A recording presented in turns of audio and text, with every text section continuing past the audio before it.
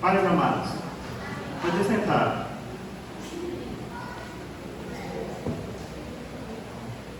Abra a tua Bíblia. O Evangelho segundo São João, capítulo de número 19, versículo de número 30. O Evangelho segundo São João, capítulo 19, versículo de número 30. Glória ao Senhor Jesus. Notaram? Evangelho de João 19, versículo de número 30. Diz assim: tendo provado, Jesus disse: está consumado. Com isso, curvou a cabeça e entregou o seu espírito. Tendo provado, Jesus disse: está consumado. Com isso, curvou-se a cabeça e entregou o espírito. Somente até aí. Não invalidando a oração do servo, eu gostaria de continuar orando, né? Porque a gente precisa orar a cada momento. Senhor, feche teus olhos mais uma vez. Pai, usa-me, Senhor, como o teu canal, como instrumento teu, Senhor, meu Pai, para falar do teu Evangelho.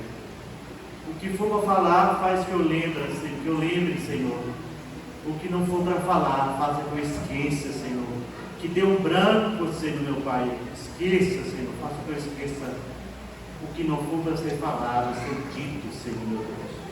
Espírito Santo, tu conheces o coração da tua igreja, tu sabes a necessidade de cada um, e nós estamos aqui prontos, com o coração ardentes, para ouvir a tua voz. Fala conosco, Espírito Santo, em nome de Jesus. Amém? Amém. Irmãos, nesta noite vamos falar sobre o tema. Qual é o tema desta noite, irmãos? Qual é? A cruz. O amor que vence a morte. Olha que tema maravilhoso. A cruz do Calvário.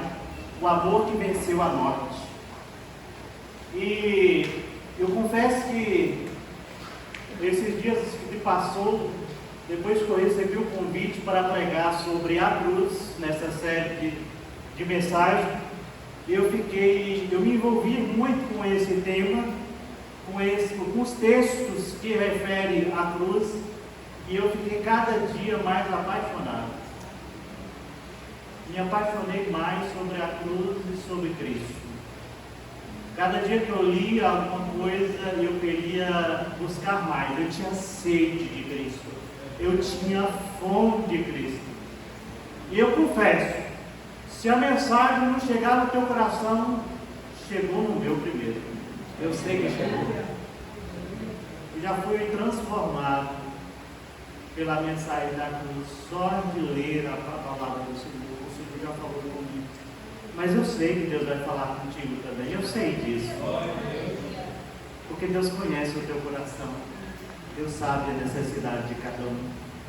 Então eu me apaixonei e quero continuar me apaixonando pela cruz, pelo Senhor Jesus.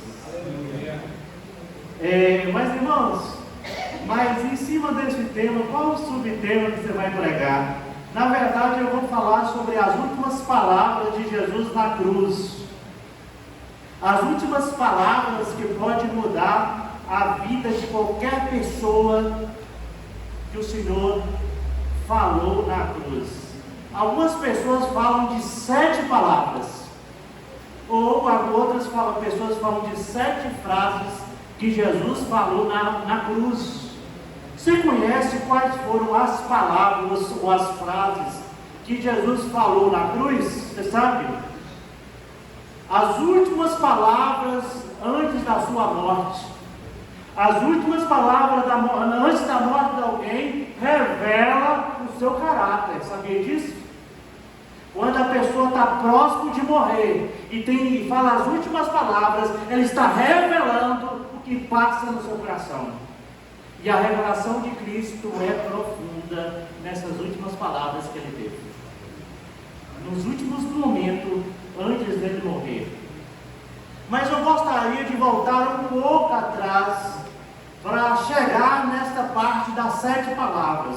Eu gostaria de lembrar algumas coisas atrás, pelo menos uma semana atrás, antes de fato chegar na cruz do Calvário, na morte de Jesus. Eu gostaria de voltar uma semana atrás, ou seja, vamos voltar domingo, nos últimos dias de Jesus. Vocês conseguem compreender que Sidney quer falar sobre os últimos dias de Jesus até chegar na hora da crucificação? Consegue entender? Amém. Quer dizer, eu vou falar nessa noite, vou fazer um resumo de domingo a domingo.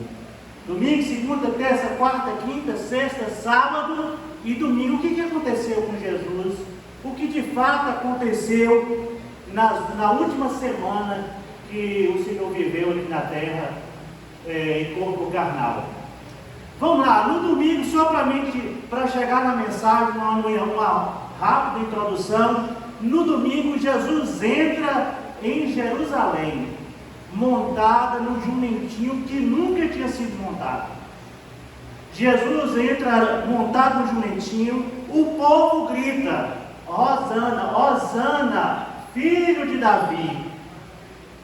Ele estava mostrando naquela atitude que ele publicamente era o Messias. E o povo estava aclamando como o Messias, como o rei.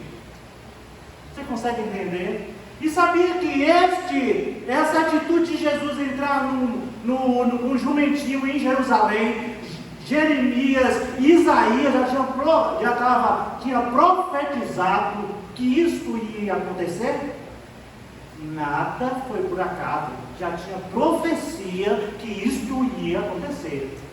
Apenas se cumpriu esta atitude que o Senhor falou pela boca de Isaías.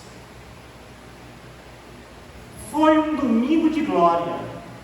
Esse domingo foi um domingo de glória, aonde o povo tirava suas capas e o jumentinho passava, pisando as capas do povo, ou se não, uma planta verde que eles pisavam. Foi um dia maravilhoso.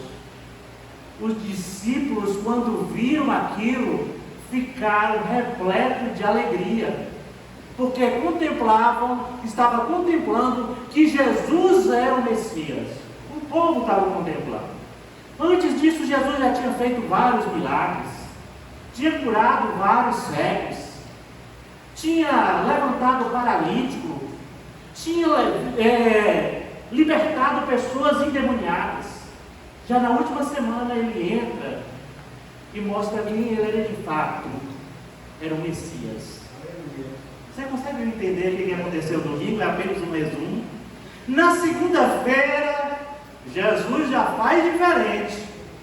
Jesus entra no templo, no tabernáculo de Salomão, no templo de Salomão, no templo de Jerusalém. Quer dizer, o templo de Salomão já tinha sido destruído e mais tarde reconstruído. Já tinha sido reconstruído. E a Bíblia diz que Jesus entra no templo de Jerusalém, no templo de Deus, e olha para os cambistas, para as pessoas que vendiam pombas, cordeiros, animais, e via tanto dinheiro em cima das mesas, que decide fazer uma limpeza no templo. Era dia de limpeza, era dia de purificação no templo. Sabe o que ele faz? Ele pega um chicote e derruba todo o dinheiro, liberta os animais, expulsa o povo, expulsa as pessoas que estavam vendendo, que estavam fazendo o templo de Deus como um comércio. E agora, alguns que tinham recebido como Messias, já começam a olhar com outros olhos. Consegue entender? Porque agora, neste dia, ele denuncia a corrupção religiosa que existia dentro do templo, na casa de Deus. Casa de Deus é lugar de coisa de Deus, é um lugar santo, e a santidade de Deus o consumia. Ele não ficou tão assim tranquilo quando viu aquilo. Ele precisava fazer uma mudança, ele queria uma mudança. E muitas vezes o Senhor pede uma mudança em nossa vida, porque na casa de Deus não é lugar de vendas, no casa de Deus não é lugar de trocas. Casa de Deus é lugar de adoração, é lugar de compromisso, é lugar de voto, mas é lugar também de sacrifício. Temos que ter cuidado na casa de Deus. Casa de Deus é lugar santo. Pronto, na segunda-feira, muitos que já estavam adorando começaram a ficar atrás, com o pé atrás. E agora? Esse Messias veio tirar o meu dinheirinho, o meu comércio, veio acabar com o meu comércio. Não estava fazendo a casa de Deus como comércio. Na terça-feira, irmãos, Jesus senta com o povo e aí começa vários ensinos. Um dos ensinos era lá no templo, e o povo agora estava ouvindo Jesus no templo. Mas nesses ensinos houve também muitos debates, muitas discussões, porque Jesus foi literalmente, apontou o dedo e apertou a ferida daqueles fariseus, daqueles doutores da lei. E muitos daqueles não também quiseram ouvir a voz de Deus. E aí, este povo que considerava o que sabiam de tudo, os mestres da lei, ficaram ainda mais chateados. Porque o Espírito Santo, através do Senhor Jesus começa a mostrar a real verdade. A real verdade. E neste dia de terça-feira, através dos ensinos, ele fala no Mateus capítulo 24 acerca da sua vinda, dos últimos dias. Na terça-feira, ele ensina sobre os últimos dias da igreja. Nos últimos dias aconteceria. O que aconteceria, irmãos? Porque quem fala? Haveria guerras, haveria rumor de guerra, o amor de muitos se esfriaria, iria ter terremotos, maremotos, e assim vai. Eu não quero ler para você o capítulo 24 de Mateus, capítulo 25 de Mateus, não, de forma nenhuma.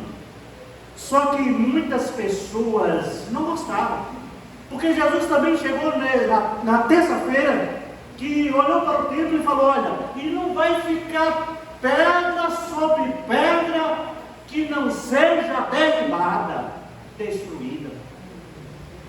E aí os mestres da lei, os estudiosos da lei falaram: olha, na nossa época demorou tantos anos para construir, e você está falando que vai ser derrubado? E Jesus falou: olha, em 3 dias eu restaurarei. Mas ele não estava falando do templo, ele estava falando de si mesmo. E o povo não entendeu, os doutores da lei não entenderam, os escribas não entenderam, os fariseus não entenderam. E na quarta-feira, o que aconteceu, pastor? Os fariseus, os saduceus e os outros da classe religiosa, o sumo sacerdote, os anciões religiosos, já não estavam descendo goela abaixo de Jesus, em palavras bem comuns, já não estavam suportando mais aqueles ensinamentos do mestre. Eles conspiram para matar Jesus. Nas suas reuniões, eles já não suportam mais o Messias, já não suportam mais aquele mestre, porque se continuasse daquele jeito, o sumo sacerdote Caifás já não poderia ser mais, Anás já estava preocupado com o seu cargo, Caifás da mesma forma, e os outros também, autoridades da época já estavam preocupados com o seu cargo, porque os seus cargos se rendiam dinheiro. Eles estavam preocupados não com o povo, eles estavam preocupados com o dinheiro que eram entregue pelo povo para o templo, por ofertas, pelas ofertas e pelos dízimos. Por não suportar, eles planejam matar Jesus na quarta-feira. Na quinta-feira, e aí encontra, irmãos, encontra uma pessoa que pode delatar, que pode ajudar. Eles procuram uma pessoa que pudesse entregar a Jesus o seu paradeiro. Aonde encontrar Jesus, porque eles queriam pegar Jesus para prender, e tinha que ser rápido, antes da Páscoa. Tinha que ser antes da Páscoa. Isto era, a Páscoa era domingo.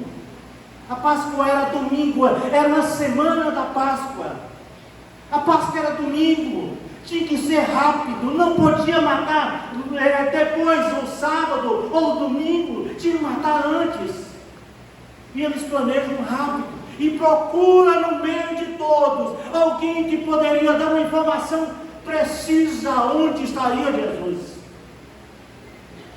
E encontra um, infelizmente, no meio dos seguidores, e principalmente no meio dos discípulos, um por nome Judas, e vamos resumir, Judas Iscariote, porque tinha outro Judas também, que era Judas Tadeu, senão você pode se confundir aí e achar que foi Judas Tadeu que matou Jesus, que entregou Jesus, foi Judas Iscariotes. E sabia também que Isaías também já tinha profetizado sobre esta pessoa que entregaria o mestre? E sabia que também já tinha sido profetizado que por 30 moedas de ouro ou de prata, já não lembro mais, quem me ajuda? De prata, pastor. Já estava confundindo se era ouro ou se era prata. Já tinha profetizado sobre as moedas. E Judas vende Jesus, entrega Jesus por 30 moedas. Ele andava com Jesus. Meu irmão, teve casos que ele sentou lado a lado com Jesus, irmãos. Ele comia no prato com Jesus. Comia no prato com Jesus. Mas o amor pelo dinheiro, a tentação pelo recurso, fez Judas trair o mestre. Que terrível, hein? Na quarta-feira, ele deixou a ser corrompido e aceita as moedas. Na quinta-feira, o que Jesus fez na quinta-feira? Na quinta-feira o Senhor instituiu a ceia. E por isso nós celebramos todos os meses a ceia, a Santa Ceia. Você lembra que a gente celebra todos os meses a Santa Ceia? Jesus instituiu a Santa Ceia na quinta-feira. Na quinta-feira Jesus lava os pés dos discípulos. Você lembra que Jesus nos ensinou a sermos humildes? A gente não é nada não, meu irmão. Tem gente que quando ganha alguma coisa, acha que pode, acha que faz, acha que ele é o tal. E Jesus tira as suas vestes, bota um avental, pega uma bacia e começa a lavar os pés sujos dos discípulos. E era a tarefa do servo, e era o servo mais simples da casa. E Jesus foi mostrar que a gente deve ser desta forma. Neste dia, quinta-feira, ele dá vários ensinamentos para nós. Além da ceia, ele fala da humildade, como devemos andar. Ele fala também do que ia acontecer nos últimos dias da igreja, ele fala na quinta-feira. E ele fala novamente: olha, alguém no meio de nós há de trair. Aí uns olha para um lado, olha para o outro e fala assim: foi eu, Jesus. Pedro olha, eu. Lucas não, João olha e fala: sou eu, Senhor. E aí Deus respondendo a resposta de uns, fala assim: aquele que eu der o pão molhado, este é de trair. O Senhor pegou o pão, molhou no vinho e entregou na boca de Judas. E mesmo assim os discípulos não perceberam que Judas iria trair. Não perceberam? Estavam enxergando. E quando Jesus falou que eram os últimos instantes que ele tinha de vida, os discípulos não estavam entendendo. Será que ele vai morrer?